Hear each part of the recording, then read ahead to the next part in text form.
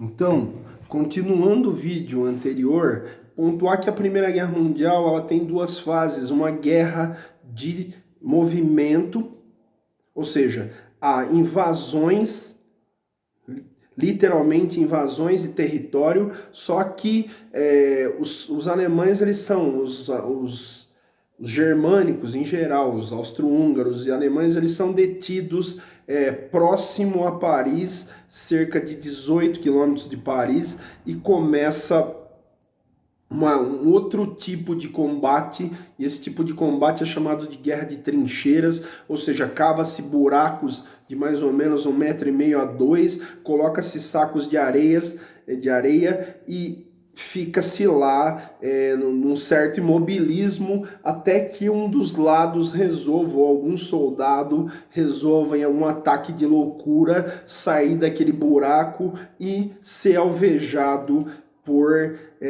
por tiros. Há um filme que trabalha essa questão da Primeira Guerra Mundial, chama Cavalo de Guerra, que é um filme que eu acho que seria importante vocês darem uma olhadinha nele.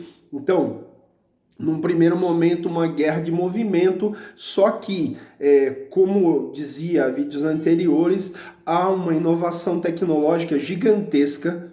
Então, surge um elemento novo para a guerra, que é o avião.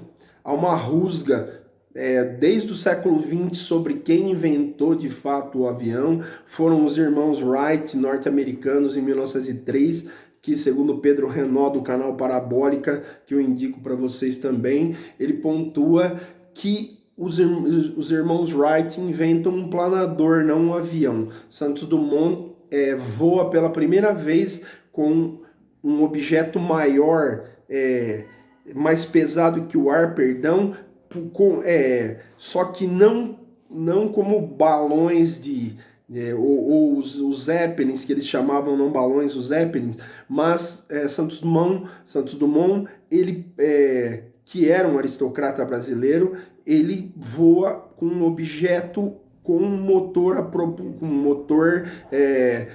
que tem a forma de propulsão movida a combustível fóssil.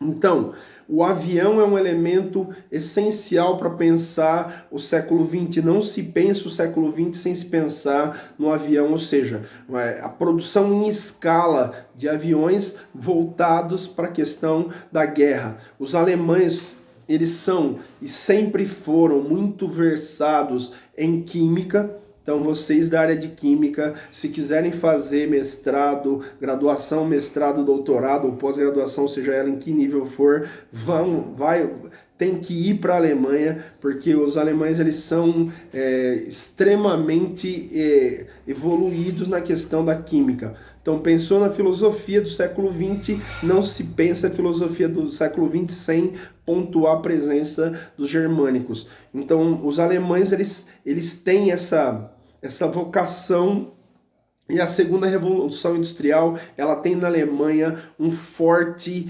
elemento de propulsão e de certa forma, essa revolução acontece devido a inovações tecnológicas, muitas delas criadas na Alemanha. Então, num primeiro momento, é uma guerra de movimento, e num segundo momento, uma guerra de trincheiras. Então, o mundo, pela primeira vez, conhece uma máquina de guerra capaz de esmagar milhares de vidas. Tanto é que o Eric Hobsbawm, na Era dos Extremos, ele pontua que a Primeira Guerra Mundial é conhecida na Europa como uma grande guerra, porque até então havia conflitos em escalas maiores.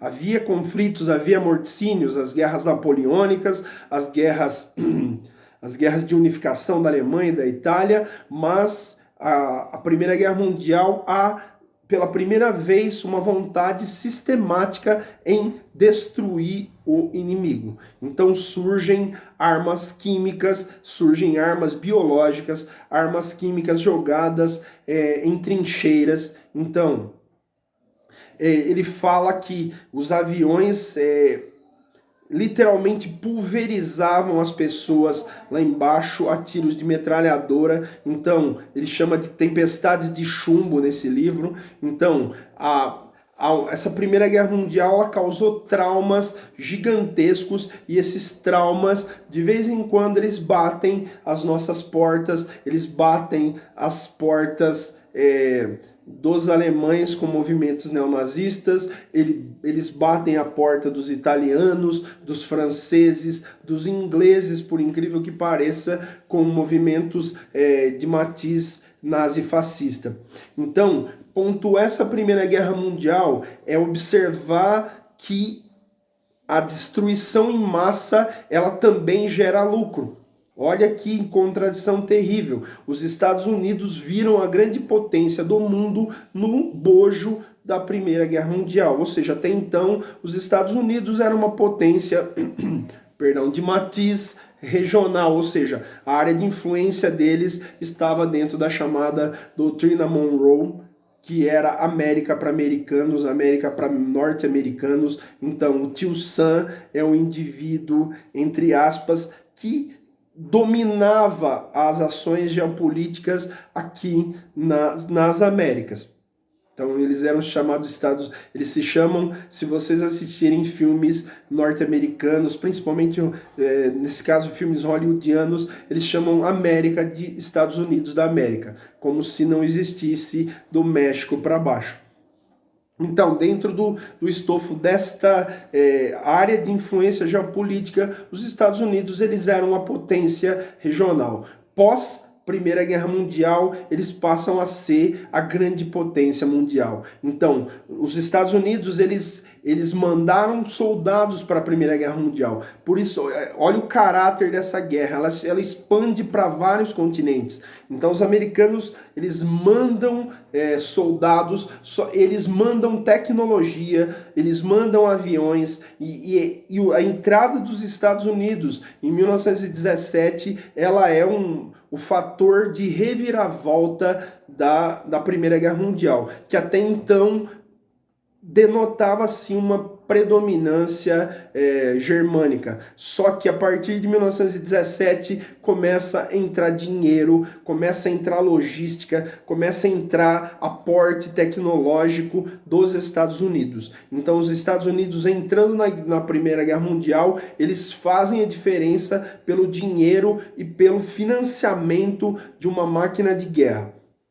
Então, a Primeira Guerra Mundial ela vai caminhando para a vitória da Entente, e essa vitória, e na raiz dessa vitória também estaria o surgimento do ovo da serpente da chamada Segunda Guerra Mundial. Então, essa predominância da Tríplice Entente, esse dinheiro norte-americano, ele vai fazendo com que a guerra vai se ganhando novos contornos. Então a Itália aqui no início da guerra começa do lado da Tríplice Aliança, ou seja, o Império Austro-Húngaro e a Alemanha, ela recebe o assédio de britânicos e muda para o lado da chamada Entente, querendo e imaginando conseguir possessões na África, conseguir possessões na Sérvia,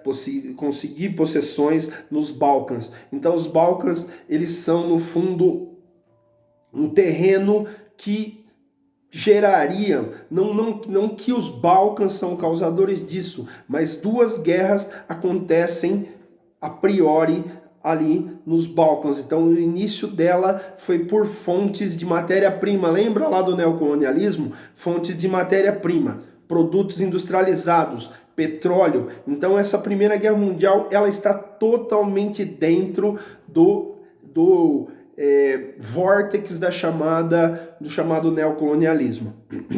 Então, como resultados práticos dessa configuração, em 1917 os russos eles são obrigados a deixar a Tríplice Entente devido ao estouro de uma revolução, primeiro uma revolução menchevique do russo significa minoria, então os mencheviques queriam que o czar Romanov, então o czar ele é obrigado a aceitar de certa forma o que poderia ser conhecido como um governo constitucional, ou seja, ele é obrigado por pressões, inclusive de membros da realeza, ele é obrigado a aceitar um certo parlamentarismo. Então, essa Revolução de Fevereiro é uma revolução de matiz mais liberal burguesa. Só que no próprio ano de 1917, só que em outubro, estoura outra revolução, essa revolução chamada bolchevique, bolksvo, do russo, significa maioria. Então, a Revolução Bolchevique ela é uma revolução de matiz, a primeira grande revolução socialista no mundo. Ou seja, o Marx poderia ele poderia prever qualquer coisa dentro da literatura marxista, menos que a Revolução Russa seria o estopim da primeira grande revolução socialista. Ou seja, o capitalismo russo ele era um capitalismo extremamente atrasado. Então a Rússia vivia entre dois mundos, ou seja, um mundo de matiz com traços medieval, não medieval, mas com traços de um mundo medieval, ou seja, um campesinato extremamente pauperizado, pobre. O Lenin pontua num dos livros com relação a cavalos. Ele pontua o aburguesamento da Rússia a partir de cavalos, ou seja, quem tivesse um cavalo só era proletário, quem tivesse 5 cavalos já tinha se aburguesado. Então, o estouro da Revolução Russa, herdeira lá de 1905, da chamada Revolução de 1905, onde trabalhadores são massacrados por tropas czaristas e cossacas. Então os cossacos, guerreiros das estepes, então essa revolução de 1905 malfadada, ou seja, fracassada, essa revolução de 1905 ela traria em si o germe de uma outra revolução de proporções até então também inimagináveis, ou seja, uma Rússia atrasada de um lado, urbana de outro, dentro de dois mundos, vivendo uma belle époque, ou seja, era charmoso falar francês dentro da corte russa, então os russos falavam em francês, os russos da corte, ou seja, os russos dos círculos de amizade, de influência do czar, ou seja, a literatura francesa campeava, o falar francês era charmoso, era moderno. Agora o problema é o campesinato e os trabalhadores urbanos. Tanto é, que o símbolo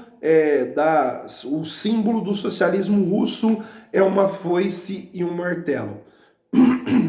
Foice e martelo. Foice, campo, agricultura, martelo, cidade, indústria. Então, essa Revolução Russa, ela traz um medo generalizado na burguesia, não só na burguesia e não só na realeza, nos membros da corte russa, mas ela traz um medo, de certa forma, que acaba campeando pela Europa inteira. Então, essa Revolução Russa, ela estende, ela aprofunda os conflitos de classe, os conflitos de matiz social em um país extremamente atrasado.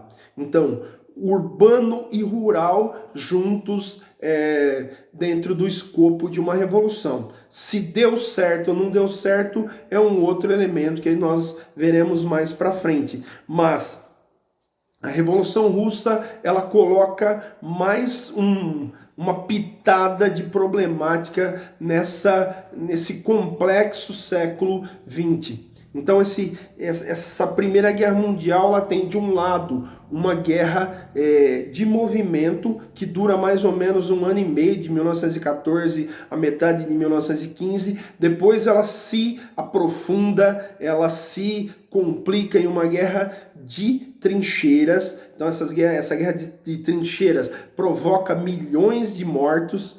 Então, as tempestades de chumbo pontuadas pelo Hobsbawm, lá no Era dos Extremos, causam a morte direta de pelo menos 10 milhões de pessoas. Por isso que a Europa, ela não se recupera desta guerra.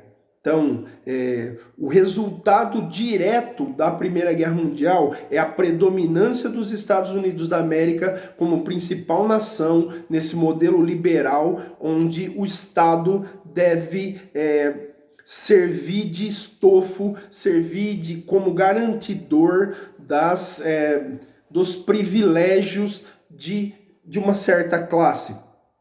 Então, resultados da Primeira Guerra Mundial: derrota da Alemanha, extinção do Império Austro-Húngaro, desejo da Sérvia. Então, a extinção do Império Austro-Húngaro, ele redesenha o mapa da Europa. Ou seja, ali nos Balcãs, os povos eslavos estouram e nascem diversas repúblicas, Iugoslávia, Tchecoslováquia. Então, lentamente você vai tendo a construção de uma nova configuração geográfica, histórica, sociológica, política, por que não filosófica. Então, os resultados da Primeira Guerra Mundial direto, assim, para resumir bem, seria a derrota da Alemanha, a extinção do Império Austro-Húngaro, a vitória da Inglaterra,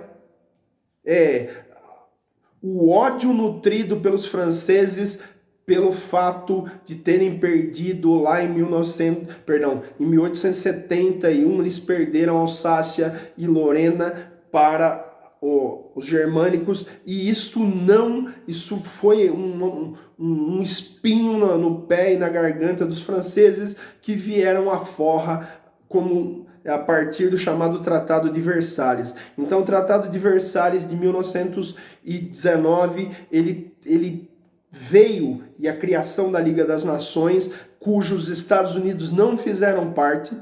Então, a criação da Liga das Nações, o Tratado de Versalhes, ele prepararia o que em história se conhece como período entre guerras, ou seja, entre 1919 e 1939. Então, esses 20 anos, eles são momentos de gestação de nacionalismos, de patriotismos e nacionalismos exacerbados que descambariam para fascismo na Itália, nazismo na Alemanha, posteriormente salazarismo em Portugal e franquismo na Espanha. Então, para esse vídeo não se estender muito, eu pontuo até aqui. Depois, num outro vídeo, eu quero falar um pouquinho só amarrando com a questão do modernismo, e aí as vanguardas, ou seja, cubismo, dadaísmo, surrealismo e abstracionismo,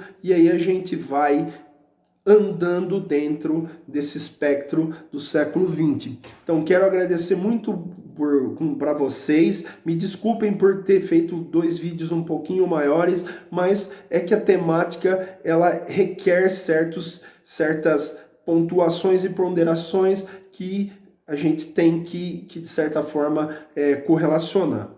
Então, eu queria agradecer muito a vocês. Muito obrigado.